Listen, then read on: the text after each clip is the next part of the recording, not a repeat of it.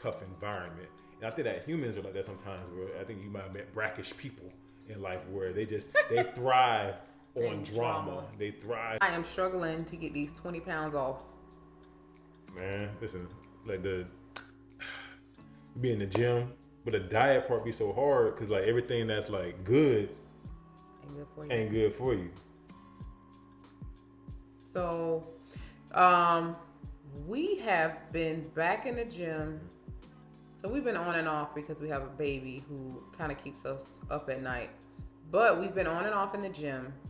We're back on with our trainer twice a week, and then we try to get in our own individual exercises throughout the week. Diet we know is important. That's like 80%, 80-20. Through the years, we've tried all different kinds of things. We've tried keto, and we've had progress. Like there were moments where we dropped and toned, and we looked great. We're just right now in a season to where we're really like fighting to get back Yeah. to that and being able to stay consistent, being able to stay motivated. And sometimes I feel like I think we had a conversation like maybe like last week, and we were talking about like the effect of like stress on like weight loss. Yeah. And, like so sometimes Cortisol. like your body produces too much cortisol. It can really make your body resistant to losing weight. Because like when I look over these years and stuff, like our diet has gotten better and better over the years, but it's still difficult to lose the weight, even with I would say overall 80% good diet. Yeah, we have about 20% of things that we may eat, or we might go through a little period where like that week we kind of didn't do the best, but like in the period of like look at a long stretch of life, I think it's mostly good. I think that we've had good intentions. I mean, think about it, we I don't know. I guess I feel like sometimes I feel like I'm not eating enough calories. Right. Other days I feel like I ate too much calories, but most days I feel like I'm not eating that much. Well, we know that not eating enough can cause a problem as well. I feel like that stress, man. I feel like the stress. Well, what you stressed about? That life. No, but I think so. Like cortisol can get produced from just stressors on life. So one, like we're always going through a period of time in life. So now having a baby, even if the baby is not stressful, it causes a stress because of the lack of sleep. Because lack of sleep, that thing. But they always say, you want to lose weight? Like I was looking at an article and it was like, top 5 reasons you're not losing weight, and one of them was like you have a terrible sleep schedule, right? And I had a terrible sleep schedule for like years. So it's like, well, I don't know what to do about that, right? And then if it isn't like those type of stressors on you, then it may be like work stress or business stress. And when we had our notary business and they started to get stressful, because finances and things like that, or it wasn't being consistent. And then in general, I think everyone has financial stresses. Yeah, I mean, most Americans. Most Americans have financial stress, So I think it might be stress. Yeah. It might be stress making it hard. Because like, yeah, we I think can say stress is a culprit, yeah, for sure. I think it's like a big part sometimes, like, because sometimes it don't make sense that even if like, we go good for 3 months, it still was 3 months of good, but like no change in them 3 months. Okay. So it's like that don't make sense to not lose something. So I don't know, man. I guess some people say don't even focus on the weight loss part, focus on how your clothes fit. And that's true. Things like that. How you feel. Now, listen, I ain't just trying to like lose weight to feel good. I'm trying to. You've been trying to lose weight for years. Yeah, I'm trying. It's been like a lifelong thing for you. So which overall I have lost weight compared to me. I was 1.60 pounds more than what I weigh now. Right. So I just feel like I'm hitting the play. And then but I've also been 30 pounds less than I've been now. Yeah. Too, when I was some years ago. But I feel like I'm hitting this like blocker because I know I can do the no carbs, but it's not realistic. So what do you think? Do you remember what your lowest weight was? About like 270. 270. But it ain't look right to me. But you know why?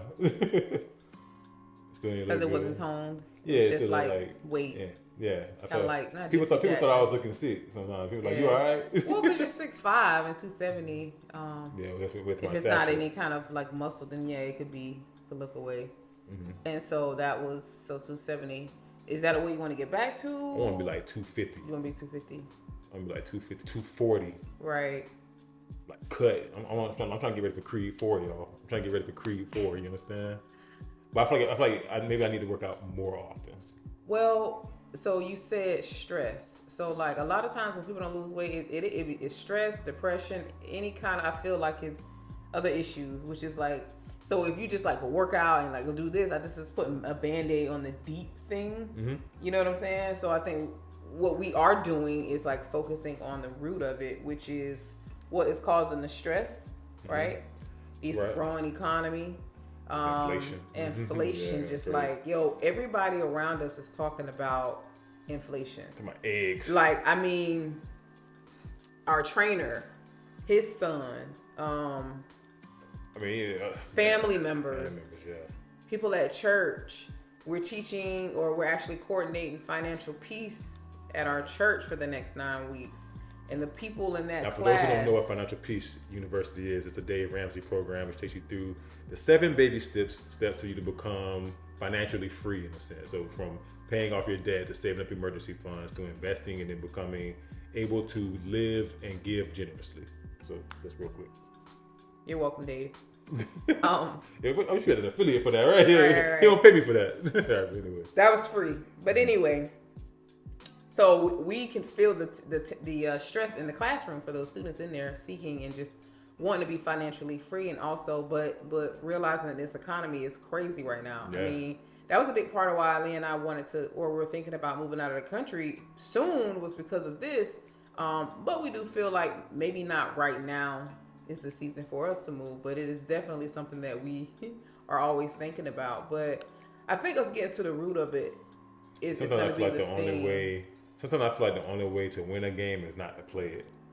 You know, I feel like sometimes like we subject ourselves to these games of like life that we don't have to deal with at times. But so like some stress, we cause some of the stress. We put ourselves in the circumstances of certain stress that we have that we don't necessarily have to deal with, but like to get rid of that stress is uncomfortable. It's no different. I think I told you the story about the brackish fish. I told you about that story. Yeah. Like the fish who, like, you know, they only tell them the story. All right, so there's this fish, and this fish only can survive in like brackish, dirty waters, right? And if you take the fish out of the fish tank and you clean the tank and you put fresh water in it, if you put them into that fresh, clean water, they die. You know, and the thing is because they thrive and they only can survive in a dirty, stressful, brackish environment. So if you try to put them in an environment where there is clean and it's peaceful, doesn't have these certain microbes and bacteria, then they die because they don't know what to do. They're looking around for this. They're so used to fighting in a tough environment. And I think that humans are like that sometimes. Where I think you might have met brackish people in life where they thrive on drama. They thrive on being stressed. And some people have an unhealthy relationship. I feel like I've had an unhealthy relationship with wanting to be stressed, like, you know, taking on certain things because, man, the calm is just, it's too calm. It's boring, right? It's like, I need to take on a whole bunch of stuff because this is just getting real slow and boring. And it's very much an American hustle culture type thing that we have here. But we just, I think, in our culture, we call it like surviving. Like, oh man, man, how you doing, man? I'm surviving. You don't really meet people who say they living. Mm-hmm. They thriving. Everybody's surviving. Right. So yeah, I mean, stress. It's real. So you think once we nip that in the bud? I think if you can find the source of the stress, which oftentimes it is financial, right? I think financial stress is like, let's speaking transparently about like us. So we talk about financial stress. It isn't necessarily that, oh, we don't have enough to pay our bills, right? It's the extra. It's the extra, right? It's like when you realize, like, all right, hey, like at some point, like, I have to start working at some one day, and what kind of retirement will I have? You know, okay, I want to be a good man who leaves an inheritance to his children's children. How do I do that? Where's the margin to do that? Or, you know, investing. You've already done that. Yeah, so like, yeah, you know what I mean? Like in my death, I guess they get some life insurance. That's great. Yes, but you know, you want to kind of set up something where it can go beyond that, like children's children. I'm good. My children's straight. Well, my grandchildren's straight. I don't know. Now I know it's not 100% our responsibility. I'm just playing. It's not necessarily 100%, but it's a desire. I think we talked about. I mean, from when we first met, this whole idea of, and everyone talks about the terms generational wealth, right? And want to create a legacy. And when you have just kind of enough to pay your bills and, you know, live a little bit, it's like you have to pick and choose. Like sometimes you have to pick. I'm gonna save money towards the future that I may not even get to, or I'm gonna try to live some life now. And you can't really do both. Like you can't like if you like $50 of fun money just ain't gonna do nothing. It can't do nothing for you. $50. Listen. What can you do for $50? That's like. Let me see. You could go to Chili's. You go to Chili's. And it's gonna you $50 for the whole month gone off Chili's. So you can have fun once a month. All right, so let's bring it back into the. I'm just saying, right? So like all these different things, right, of like life and stress. That's what I'm expressing is like sometimes I feel like I have to choose between to securing the future and trying to live now. Right. And then you end up doing neither. Well, that's not going to be our story. Yeah, it's not going to be our story in the long run. That's just how you feel now. Yeah. Yeah, but I mean, I think a lot of people, are feeling this right now. I think a lot of people are feeling that. A lot of people are feeling this I stress. agree with Some that. people can't even think about saving for their kids. But that's not going to be our story. Like, college funds and all that stuff like that. Yeah.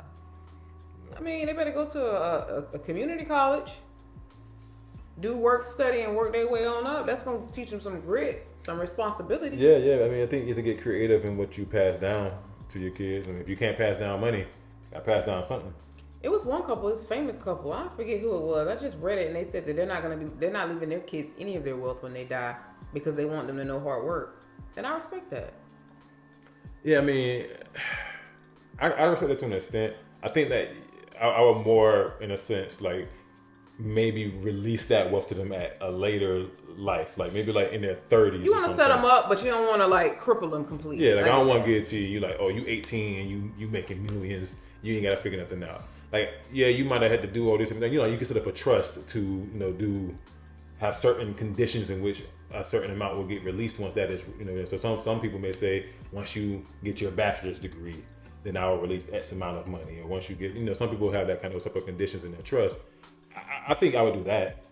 Right. So preparing for the future, getting your kids set up right, and all the financial stuff is what you feel is causing you to not drop the weight in the amount right, that you want to drop. Because you're thinking about some kids that ain't even here yet. Yeah, I mean, I'm thinking about the kids that are here too. Yeah. They're young now, but even the simple, right? Like their education. Yeah. Putting them in the best education they can have. So possible. I know. So this is a whole conversation. I know. I feel you, and I'm not rushing it. I'm just trying to get to a point, right? Because we can wallow in this. Sometimes it ain't no point. Listen, we could wallow. We could wallow and be sobby and like, oh, we don't know, and be all stressed. But like, we got to bring it in. Like, we have to seek God first. I believe we're doing that. And His kingdom. And His righteousness. Mm-hmm. And then all that stuff that I think we're concerned about will work out. Even though we may, even though just fall off, like God, just make that weight fall off. I think that the closer we draw to Him, right? So this is paramount. I was like, God at the top, husband and wife. I think like the closer we draw to Him, the closer we draw together, because we be having our drama, and that God's gonna take care of all that stuff that's in the future. Cause what is it like? Worry only adds. Yeah, you mean you can't add an inch to your height by worrying. Right. Jesus said, right. Which I know that. I know he said that. He talked about we already know. Matthew we just gotta remind, but we just gotta remind ourselves. Remember, and I think I haven't forgot that. Right. I'm not forgetting that, but it don't change that you do feel the stress along the way. So there's worry and there's concern. Right. We talked about this before too. So like I just get concerned with the future at times. Because I can't see it, so But we're in a good spot. We're in an okay spot. We only have our house for debt. This house, right. If we wanted to, we could sell that at any point, obviously. Yeah. But like 2 years ago, we had so much debt. Yeah, and we don't have that debt. We have our retirement stuff set up. We might not be able to put as much as we want now. But that's set up, or any, whatever, for now. It's a season, right? We have the kids are covered. We have our life insurance. Yeah, I think when it comes at some point, you have to develop an eternal mindset, Right. We talk about But that eternal mindset or developing that eternal mindset, you cannot allow that to take away your joy of living here on earth now. I think if you can see now as extremely temporary, then you can be like, all right, whatever happens here, like it's whatever. Because like when I get to the upper room, so it's believing if the upper room is there. Well, I mean, I believe the upper room is there. I believe the upper room is there because it ain't here. It ain't here. I know that. So what if it's not? What if you die and then it's just you dead? Well, then you wouldn't know. You just dead, right? Like you wouldn't even. It wouldn't even matter to you. Right. So, but if you don't live like it is there, and you die and find out. And you think it's hot now? Woo, man, we're in Florida, man. It's 90 degrees. But that's 9,000. I'll tell you that. I think we keep going with our fitness training. Yeah. I think as things improve financially, we will see some results. But I think the biggest part is not stopping and not giving up. Mm-hmm. And trying every day. Like for me, even last week I ate a brownie. Like I'm not gonna beat myself up about eating a brownie. You ate a brownie? It's like I ate a brownie. It was good. You even bring me one? Because I try not to be a bad influence to him. That's why. No. You know, I'm like, I don't want to. Then you want a brownie? Yeah, you give me a brownie. And then we both eating brownies, looking at each other like, we should eat that brownie. I want to feel my guilt all by myself. I ain't never gonna lose no weight. These brownies, my sister-in-law the other day at Chuck E. Cheese, she was eating pizza and she talking about something. I'm eating this pizza just getting fat. And then that mom was like, bro, I feel her. Like, it be feeling like that. But also, it'd be like where you live, right? Like, two matters as well. Like, we're limited in the places you can go to. Chinese, I guess. We got nothing else. Chinese I guess we Chinese. But we prepared this week. We made turkey, brown rice. We got some Brussels sprouts, some salmon, and some broccoli. And that's what we was trying to do the plant-based thing. Oh, we were trying to do that. But the problem with that is it was so many carbs.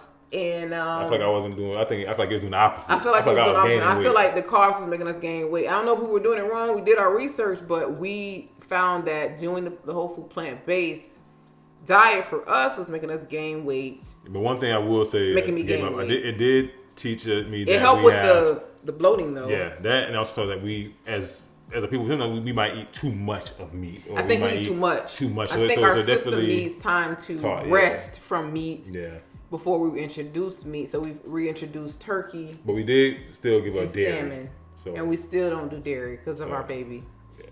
But anyway. And also I'm lactose intolerant. And all humans are. Because we're not supposed to be drinking cow milk. Taking them L's. Yeah, so yeah, man, I mean, I agree. I agree. You know, like I guess if we were to bring it back around town, this whole conversation started about feeling like we're not losing weight. And at the speed that we want to lose it. Or based on that board at all for me. So, like I gained some weight. I mean, we put on muscle too. So we lift weights also. So it's not, we don't really know. We just don't see it drastically dropping. Yeah, I guess I have to get with my body fat percentage. I have to figure that BMI, out. exactly. Not BMI. Not BMI, I'm sorry. Body fat percentage. Yeah, so, I mean, I think what it comes down to in this conversation, man, is like stress kills. And stress will keep you from. But God heals. Amen. No. Amen. Mm-mm. We're done.